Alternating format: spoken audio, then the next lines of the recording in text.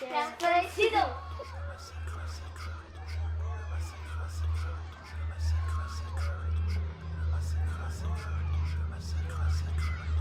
Desaparecido.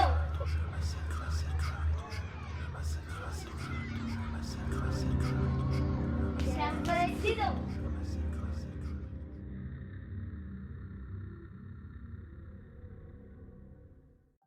Une semaine plus tard, après la réouverture de l'école, on a appris que Billy était mort dans de terribles circonstances.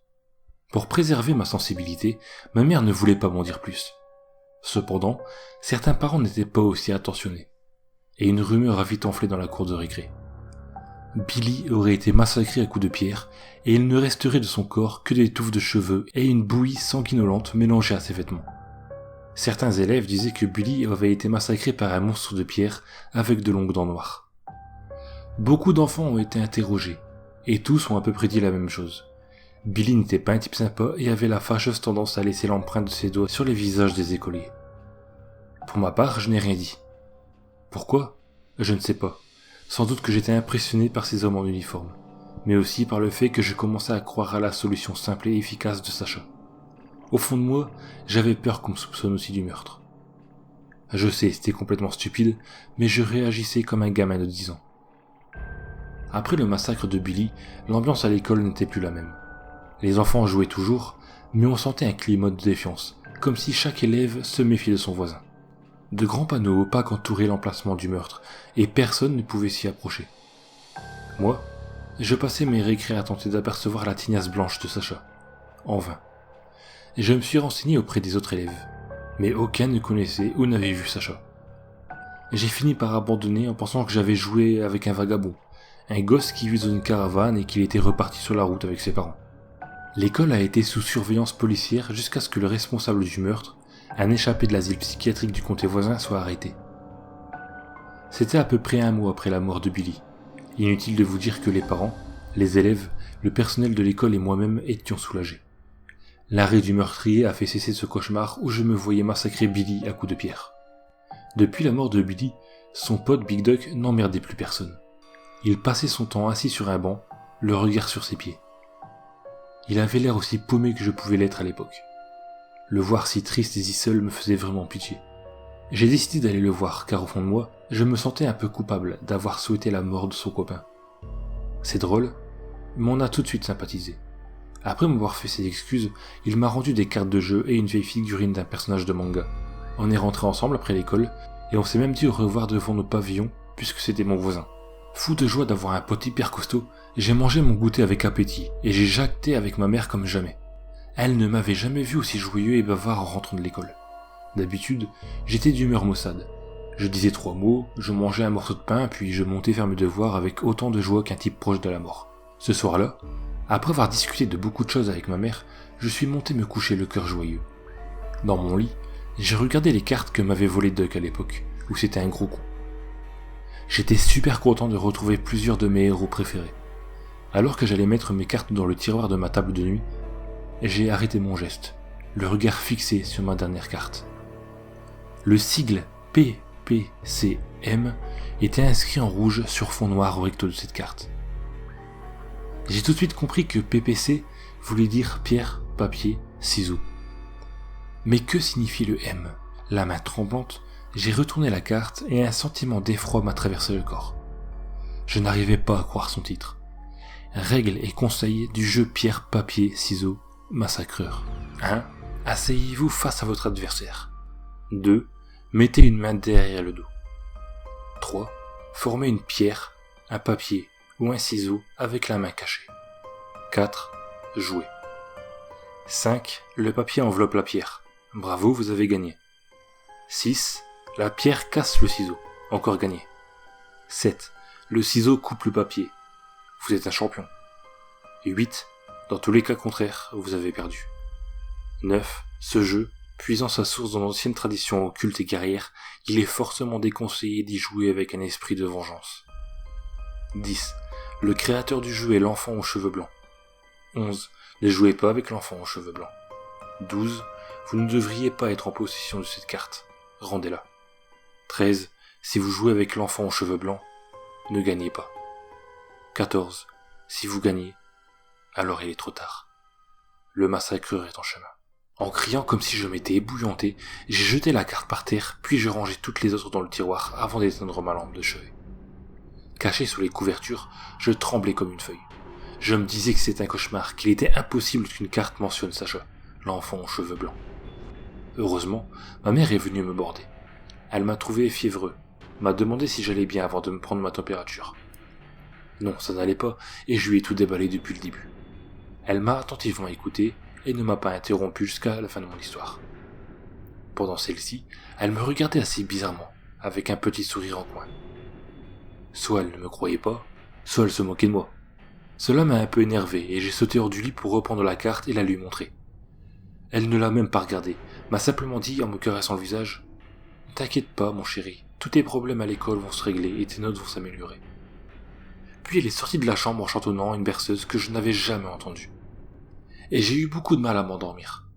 Sans cesse, je me répétais les règles de la carte, sans cesse, je revoyais le visage constellé de petites veines bleues de Sacha, sa langue violacée, ses dents pointues, ses lèvres écarlates. Je regrettais d'avoir pensé à Billy et à Big Duck en jouant. Maintenant, je voulais que Big Duck reste mon ami et que rien ne lui arrive. Je me suis rassuré en me disant qu'un fou échappé de l'asile avait massacré Billy, que Sacha n'avait rien à voir avec le meurtre. Mais pourquoi cela s'est-il produit à l'endroit où j'avais joué à pierre-papier-ciseaux avec Sacha ? Pourquoi l'avait-on tué à coups de pierre ? J'ai eu des sueurs froides en repensant à ma partie de PPCM. J'avais choisi la pierre en pensant à Billy. Je ne sais plus quelle heure il était quand j'ai entendu le tapotement d'ongles contre la vitre de ma fenêtre. Je me suis réveillé en sursaut. J'étais en sueur, je tremblais de partout. Alors que je croyais avoir fait un cauchemar, une petite voix glaciale m'a susurré à l'oreille « C'est mon jour de chance, c'est ma nuit de joie ». J'ai allumé précipitamment ma lampe de chevet, et Sacha n'était pas près de mon lit, ni derrière ma fenêtre. Je me suis calmé en respirant lentement, comme ma mère me l'avait appris pour évacuer mes angoisses. Elle avait laissé la porte de ma chambre ouverte. Au bout du couloir, la pâle lumière de la lune formait un halo étrange autour de la fenêtre. Derrière, les ombres noires et des branches étaient fixes. J'avais la gorge sèche, et un verre d'eau fraîche m'aidait toujours à me rendormir. La nuit, je préférais boire de l'eau du robinet de la salle de bain qui se trouvait à gauche de la fenêtre, au fond du couloir, plutôt que de descendre à la cuisine située au rez-de-chaussée. De plus, la porte de la salle de bain se trouvait face à la chambre de ma mère. Si la salle de bain ne s'était pas trouvée à cet endroit, je crois que jamais je n'aurais eu le courage de boire un verre d'eau en pleine nuit. Je me disais toujours que si un monstre surgissait dans le couloir, ma mère était assez proche pour me sauver. En marchant vers la salle de bain, j'ai toujours l'impression que quelque chose m'observait.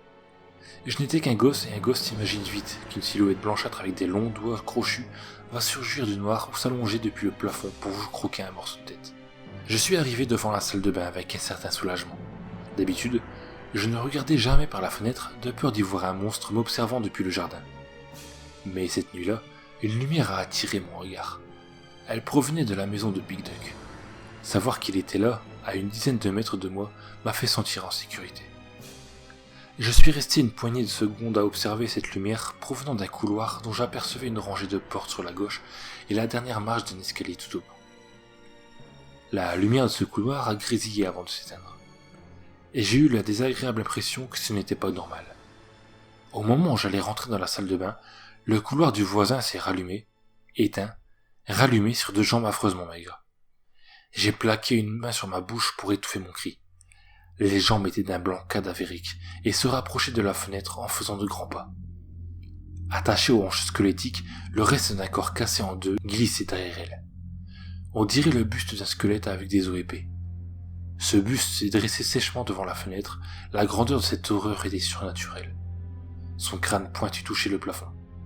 Ce long bras se finissait par deux pinces, enfin non, ce n'étaient pas des pinces, mais des paires de ciseaux d'os. La chose la faisait claquer devant lui. Son visage était monstrueux, ovale et de travers, penché d'un côté, puis de l'autre. Il était si horrible qu'aujourd'hui, il m'est toujours impossible de le décrire en détail. Toutefois, ses yeux sortaient de leur orbite et ils étaient d'un bleu intense, comme ceux de Sacha. Une main m'a agrippé l'épaule. J'ai frôlé arrêt cardiaque. Droit comme un I, ma mère se tenait dans l'encadrement de la porte de sa chambre. Elle a ouvert les bras et je me suis précipité. Je tremblais de tout mon corps. J'avais mal à la mâchoire tellement mes dents claquaient. Elle m'a serré contre elle, m'a consolé en me disant que tout serait bientôt terminé. Un hurlement inhumain traversait la nuit. J'ai regardé par la fenêtre et j'ai vu Doug courir dans le couloir avant de tomber. Heureusement, le monstre n'était plus là. Toujours au sol, Doug s'est retourné et a mis un bras en opposition. Les doigts de sa main puis son poignet sont cassés vers l'arrière. D'un coup, il s'est mis à gigoter, comme si quelque chose le frappait. Des jets de sang giglaient de son corps et zébraient d'un rouge vif les murs et les portes du couloir. C'était l'horreur. J'étais en état de choc. Je n'arrivais même plus à hurler. Ma mère m'a traîné jusqu'à son lit en chantant cette horrible comptine au rythme discordant. Une fois couchée, elle m'a susurré à l'oreille que j'étais un agneau de lait, que c'était pour mon bien qu'elle avait fait ça, que je ne souffrirais plus jamais. Voilà, vous connaissez les événements du printemps 76. Pour ma part, je n'ai compris ces horreurs qu'à l'ouverture du testament de ma mère. Elle m'a légué une petite somme d'argent économisée après la vente de la maison, car je ne voulais plus y habiter. Dans ces affaires, j'ai retrouvé un coffret en bois vermoulu. J'ai découvert une espèce de parchemin jaunâtre. Quand je l'ai déplié, la carte des règles de pierre, papier, ciseaux massacreur est tombée à mes pieds. Je n'avais jamais retrouvé cette carte. Pendant des années, les psys et ma mère ont prétendu que cette maudite carte était le fruit dans mon imagination, tout comme le meurtre de Big Duck tué par un évadé de prison. Sur le parchemin, 2 prénoms étaient inscrits en lettres brunâtres, sans doute du sang. Billy et Duck. Dernièrement, j'ai appris qu'Henri, le plus jeune de mes 3 gamins, se faisait emmerder par les balaises de son école. Je suis intervenu auprès de la direction et des parents, mais comme ils sont aussi cons que leurs sales gamins, rien n'a changé. Chaque jour qui passe, je me demande comment résoudre ce problème. Henri est aussi chétif et timide que je l'étais à l'époque. Cela commence à se voir sur ses résultats scolaires. Je ne veux pas que mon fiston devienne comme moi, un manutentionnaire de supermarché. Je veux qu'il étudie, qu'il aille à l'université pour être avocat ou sénateur. On pourrait déménager, mais ma femme tient à rester dans son village natal. Elle dit que les choses s'arrangeront d'elles-mêmes. Moi, je n'y crois pas une seconde. Et si je proposais à Henri de faire une partie de pierre, papier, ciseaux massacreur avec un enfant aux cheveux blancs? Après tout, Sacha n'avait fait de mal qu'à Billy et à Big Duck. Il me suffirait d'écrire avec mon sang le nom de ces petits connards sur le parchemin et de lire les règles de pierre, papier, ciseaux massacreur. Ouais. Et je crois que c'est la meilleure solution.